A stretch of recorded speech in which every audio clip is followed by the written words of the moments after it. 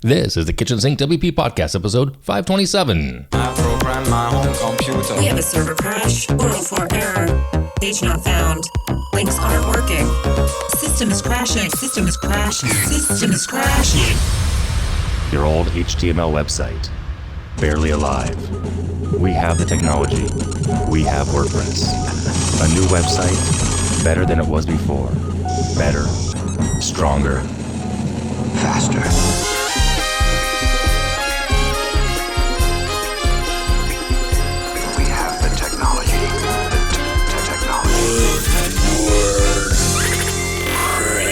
Well, hello everybody, this is Adam Silver, the host of the Kitchen Sink WP podcast. Thanks for being here. Let's get started. All right, upcoming events. We have three next week. WordCamp Vienna, Austria, which is April 5th and 6th, which is very cool. WordCamp Chiclana de la Frontera, which is in Cádiz, Spain, also April 5th and 6th. And finally, WordPress in Education Technology Showcase, which is a one-day event, April 6th, and it is in Masaka, Uganda. And that one is the WordPress in Education Showcase provides secondary school students in Uganda with the opportunity to showcase their groundbreaking WordPress projects, including websites, e-learning platforms built on WordPress, interactive educational resources, student portfolios, and more. Sounds really cool. So that's awesome. Yeah, so three awesome events coming up next week. If you're in those parts of the world, by all means, go. All right, moving on, segment one in the news. A couple things to talk about here. First and foremost, in case you missed it, Weebly acquired Wix, which is interesting. New company name is Wixbly. There's that. Also, Patchstack published State of the WordPress Security in 2024. Very interesting read. How cross-scripting, there's a lot in there, but most common WordPress securities, why XSS is a leading vulnerability type, etc. Take a look at that, link in the show notes. And also, Squarespace acquired Wixbly. The new name is Sqixbly. So yeah, it's interesting, some acquisitions there as well. Ring that bell. All right. Is that it? The news, it is. All right, moving on to the meat and potatoes, but first, a word from our sponsor this week. Are you tired of feeling parched like a wilting flower in the desert? Do you long for the refreshing embrace of a cool breeze on a hot summer's day? Well, fear not, because we've got the solution for you. Introducing Water and Air, the dynamic duo that's here to save the day. Picture this. You're lounging by the pool, the sun beating down on your face, and suddenly you feel a rumble in your tummy. What do you reach for? Water. That's right, folks. Nothing beats a tall glass of crisp, clear water to quench your thirst and keep you feeling fresh as a daisy. But wait, there's more. What if I told you that you could also enjoy the invigorating sensation of a gentle breeze tickling your skin? That's where air comes in. Whether you're out for a jog, stuck in traffic, or just lounging on the couch, nothing beats a breath of fresh air to lift your spirits and put a smile on your face. So don't be fooled by imitations. Make sure you've got the real deal, water and air. Because let's face it, folks, life's too short to go without the essentials. Water and air, keeping you hydrated and breezy, one sip and breath at a time. All right, and thanks again to Water and Air for sponsoring this week's episode. For more information, head over to kitchensinkwp.com/water and air, WATERANDAIR. More information there. All right, moving on, segment two, meat potatoes. So many webs. That's right, this week I'm talking about the web, but not just any web. It's the web from the beginnings to where we are now, to where we're going. And at first I thought this might be a simple topic. Maybe like it was kind of a question was asked, and I started looking into it thinking, do I use this for a Q&A episode? And I thought, no, it's actually got some depth. So specifically, I'm talking about the versions of the web, i.e.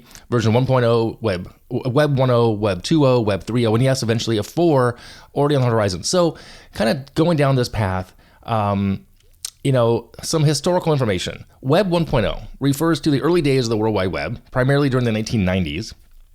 Websites were static, primarily informational, with limited user interaction. Content was created and controlled by a small number of content producers, really small. Users were mainly consumers of info. Websites were predominantly built using flat HTML, minimal use of dynamic content or server-sided scripting, and user participation was limited to basic actions like clicking links and filling out forms. Examples of Web 1.0 tech was search engines like Alta Vista, static HTML sites, early e-commerce sites like Amazon was actually a Web 1.0 staple, which is crazy to think that, right? Okay, moving along to Web 2.0, where we kind of are now, and close to the end of 2, we're shifting away from it. It emerged around early 2000s, represents a significant shift towards user-generated content, interactivity, and social collaboration. This era has seen the rise of dynamic web applications, social media platforms, cloud computing.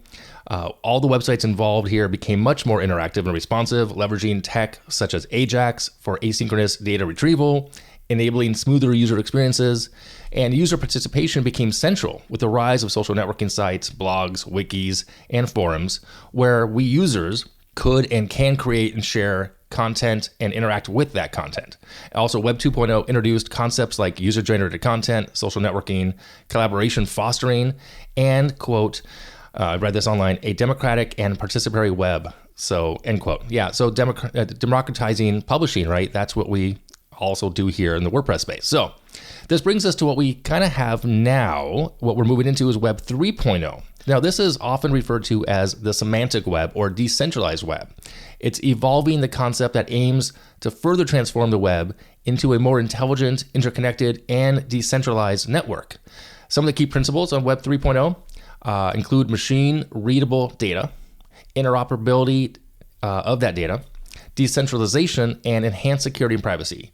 A couple of the potential applications of Web 3.0 include decentralized finance, otherwise known as DeFi, decentralized social networks, self-sovereign identity systems, and decentralized marketplaces. I did not know some of that even existed, but it is out there. Examples of Web 3.0 would be projects and initiatives including Ethereum, IPFS, which is Interplanetary File System. Had no idea what that was, still don't yet.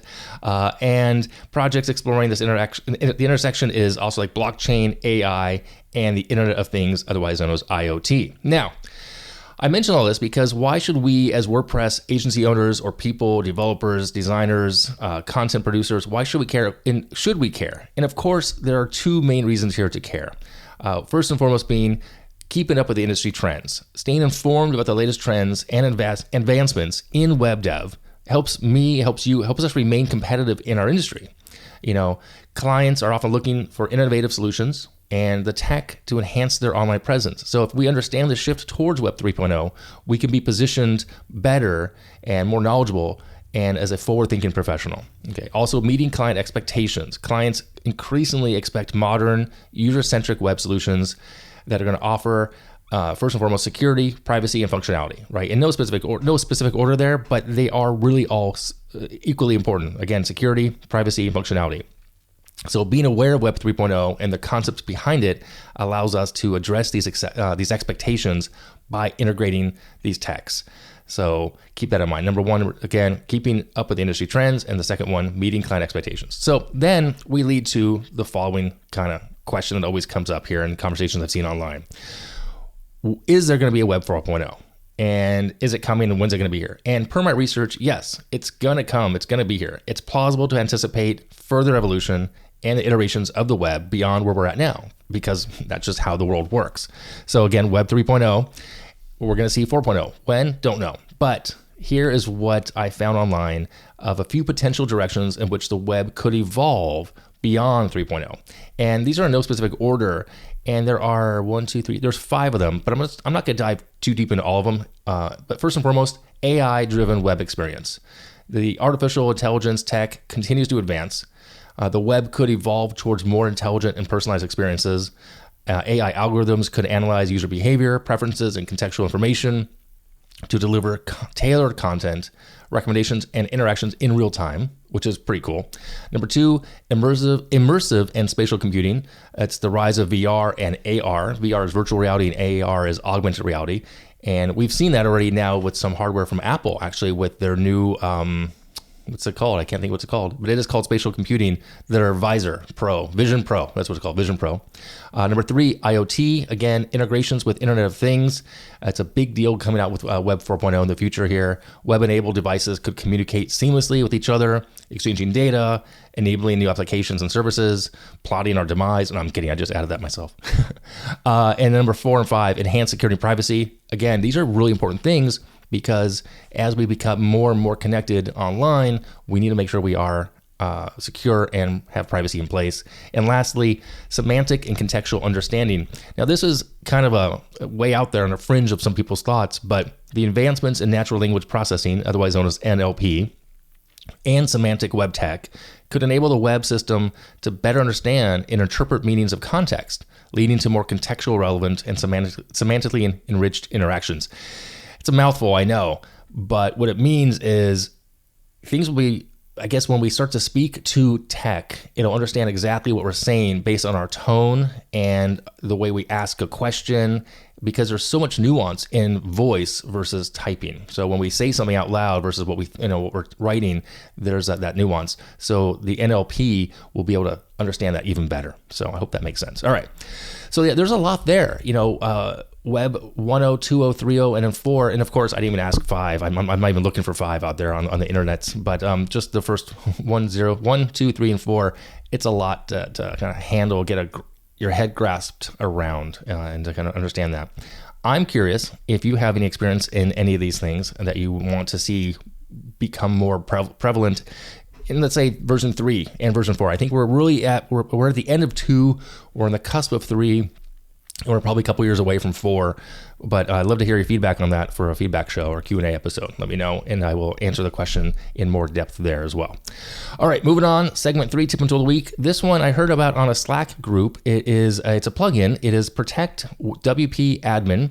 It removes the /WP admin slug, the URL to how you log into a site. So you can remove it. You can kind of change it to what you want. You can add a logo. You can change the color background. It's a free plugin. I think they have a pro version as well. I checked it out. Last updated was 6 months ago. It said it wasn't tested with the current version of WordPress. It worked with my latest version, which is the latest version of WordPress on my dev server, just fine. Pretty cool. I'll link to it in the show notes again. Protect WP admin if you want to change the URL of your login page. So there you go. All right, let me wrap it up here. If you have any questions, go ahead, send it in via email, adam@KitchensinkWP.com, or use the SpeakPipe function on the website. If you want to support the show or buy me a coffee, you can do that. Become a Patreon or buy me a coffee off the website as well. If you want to sponsor the show, you can do that. There's a form on the website. Thanks for listening. See you next week. Now go out and do some awesome things with WordPress. All right, bye-bye.